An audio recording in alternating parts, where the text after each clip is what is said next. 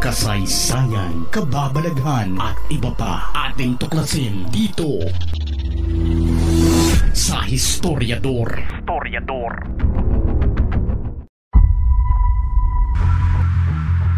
Gaano man kataas ang pinag-aralan ng isang tao, pero kapag maubos na ang pasensya nito, ay siguradong magwawala rin ito. Ilan lang sa mga patunay nito ay ang mga nangyayaring pisikalan sa loob ng Kongreso ng iba't ibang nasyon. Dito naman sa Pilipinas ay hindi tayo nakakakita nito dahil hindi umaabot sa puntong magkakapisikalan na ang mga politiko, hanggang bibig lang ang kanilang labanan. Kumbaga, kung sino ang pikon, siya ang talo. Sa isang hearing na pinangunahan ni Senador Alan Peter Cayetano ay nagkaroon ng isang bardagulan sa pagitan nila ni Senador Nancy Binay.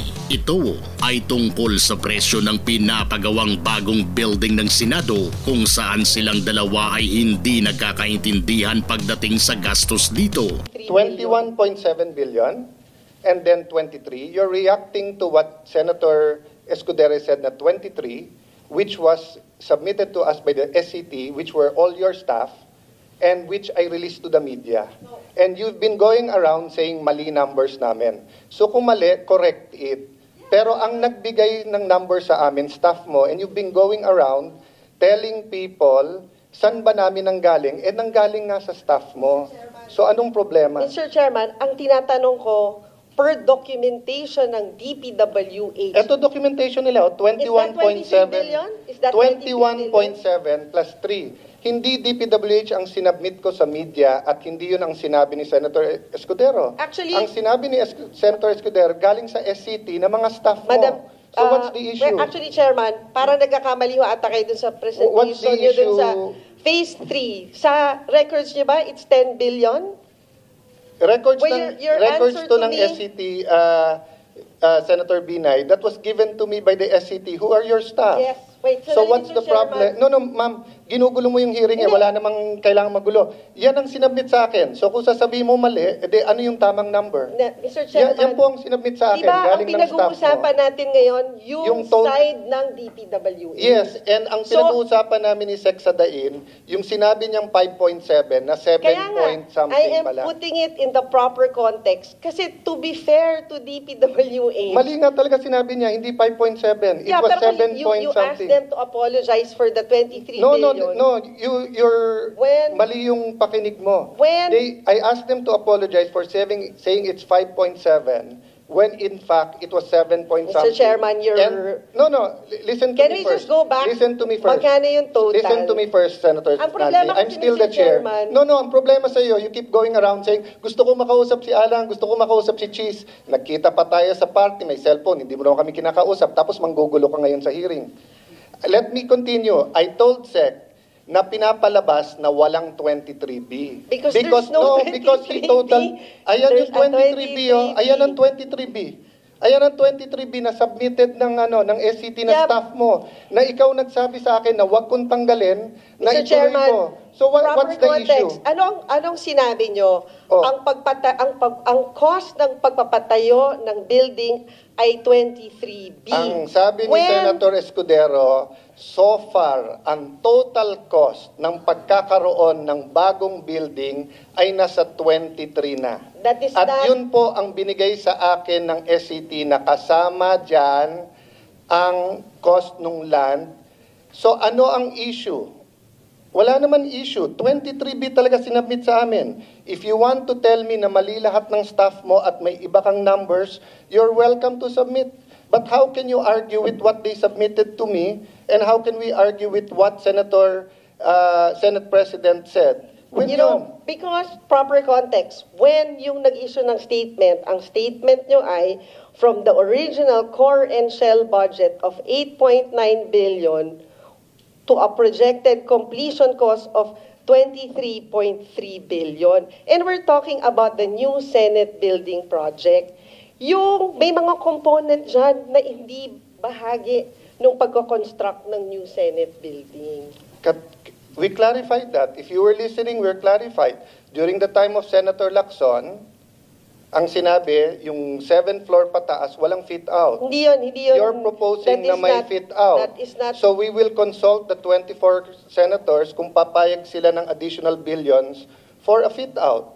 So since nandito ka na rin, can you explain the 600 million na landscaping?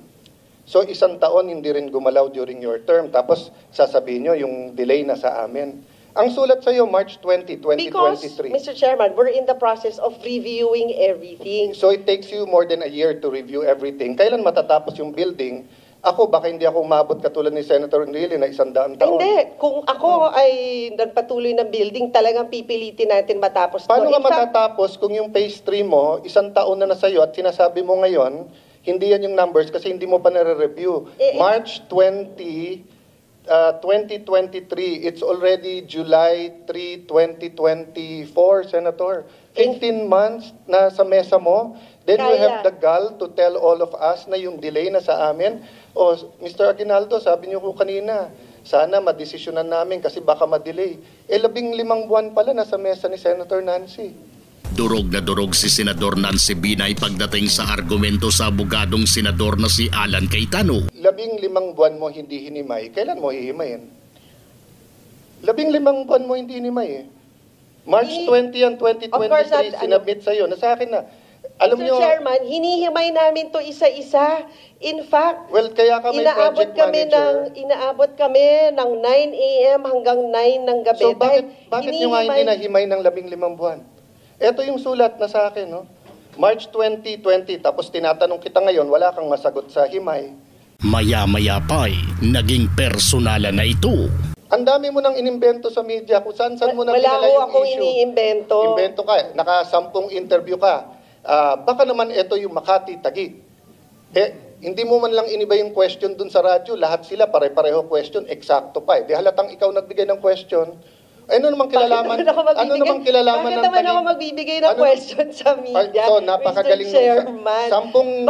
Baka gawain mo yung nagbibigay ng tanong sa mga media. So, ma'am, 10 interview, eksakto lahat ng question. Coincidence, ang galing mo naman. Siguro, mas maganda. Kagabi. Mas maganda tanungin yung mga hindi sila. Radyo ang sinasabi ko. Ang point ko, ma'am, pwede bang stick to the issue sa radyo, tayo? Mr. Chairman. Ikaw yung pumupunta sa media, sa radyo, kung ano-anong paninira, kung ano sinasabi mo sa akin. Sabi mo, may sumasaksak sa likod mo. Di kasuhan mo ng attempted murder. Sino ba sumasaksak sa likod mo? Wala akong alam doon.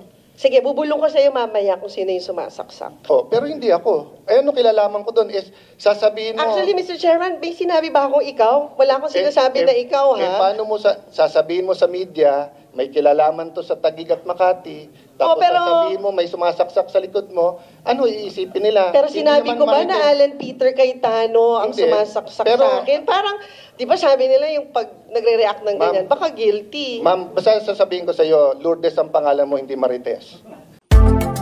Ganitong uri pa rin ba ang plier na gamit mo? Nako, lumang disenyo at mahinang klase ito. Meron ng bago kaibigan.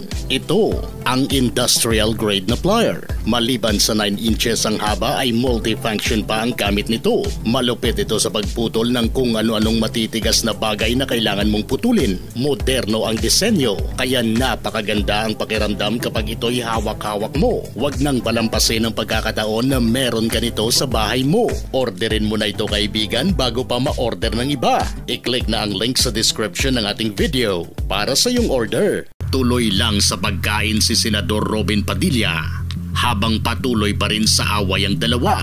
Maya-maya pa'y hindi na nakayanan ni Binay at nag-walkout na ito. No, ang problema sa iyo, you keep going around saying, gusto ko makausap si Alan, gusto ko makausap si Cheese. Nagkita pa tayo sa party, may cellphone, hindi mo raw kami kinakausap, tapos manggugulo ka ngayon sa hearing. Thank you, Mr. Chairman. I made my point. There's no such thing as 23 billion. Paulit-ulit na tayo kanina Thank pa you, na Mr. Chair. 21.7 billion. Kabuang ka na, Day. Tapusin natin na maayos to. Senado to ng Pilipinas, hindi to palengke. Para kay Senate President Cheese Escudero, hindi na kailangang kausapin pa ang dalawa at paalalahanan na wag nang ulitin ang nangyari dahil para sa kanya. Sapat na ang eksperyensya ng dalawang senador para malaman kung ano ang nararapat. Do you see the need na kausapin po si Senator Alan and si Senator Nancy para hindi sila sa hearing nag-aaway? Hindi na marahil siguro. Maglalabing-2 taon na si Senator Nancy dito sa Senado. Maglalabing-5 taon na si Senator Alan dito sa Senado. Mga veterano ng maituturing ang dalawang senador. At alam at nalalaman na nila kung anong dapat, nararapat, at sana, kung hanggang kaya, yung kayang iwasan. Ikaw, sino sa tingin mo ang may sala sa nangyaring bardagulan ni Nancy at Alan? Ma'am, basta sasabihin ko sa iyo, Lourdes ang pangalan mo, hindi Marites. Kung gusto nyo ng mga ganitong klaseng videos, panoorin, pindutin ang notification bell, mag-subscribe at i-share sa mga kaibigan. Maraming salamat po hanggang sa susunod dito sa Historiador.